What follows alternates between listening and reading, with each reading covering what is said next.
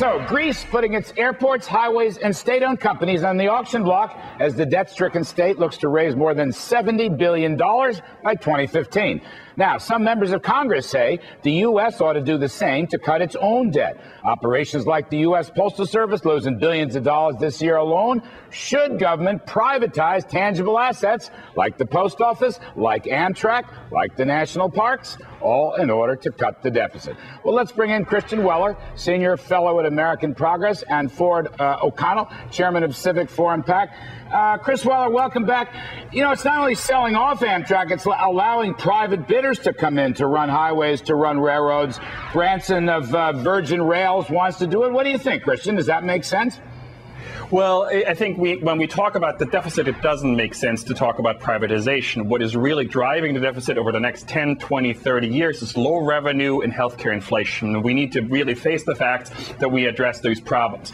The Amtrak, USPS, the Postal Service, and other things do not contribute massively to the deficit, and they're national key assets that we need to keep in place in order to keep the country functioning.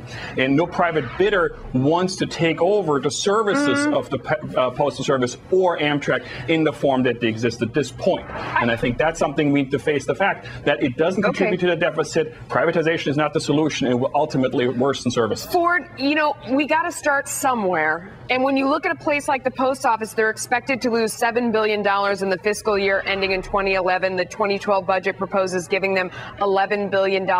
This seems like a business that would be perfect to privatize. There's parts of it that work, like priority mail. You know, there are parts of it that are totally outdated. If you sold it to private equity, couldn't they go in and shape the thing up so it would be profitable again? I mean, you've got to start somewhere, right? Absolutely, and one of the places to do that is to strip the post office of its RHB mandate. Because of the congressional mandate with regard to health care and future pensions, the post office is not profitable overall. And it's another example of several government entities where we're losing money and the government should not be in the business of it, or at least it should be in a public-private partnership to make it at least break even.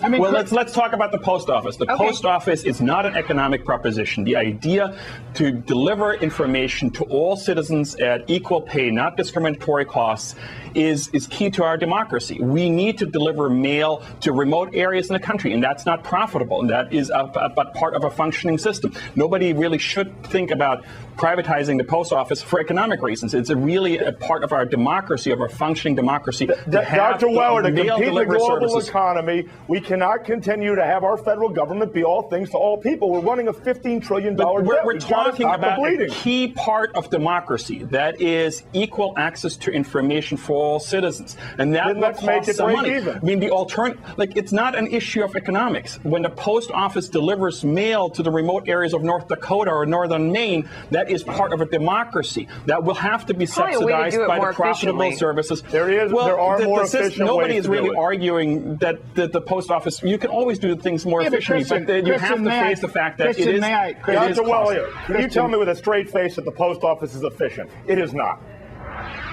Well, I have no evidence that it's not. I mean, and you haven't presented any evidence that it is. But the goal is to deliver information to all citizens at equal cost. You cannot discriminate against people who are living in remote areas. The same is true for Amtrak. For there are better ways to achieve that goal. But no country has really privatized the core function of the post office. Christian, let me ask you though. Okay, is Amtrak vital to democracy?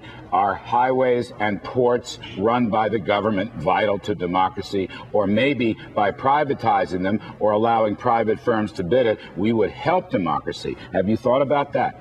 Well, the part when it comes to these infrastructure measures is when you talk about privatization and you look around the world where countries have tried it, it will take enormous upfront costs to build up the infrastructure where private investors actually want to come in. Private investors don't want to buy Amtrak the way it is. They only want to buy the Northeast Corridor.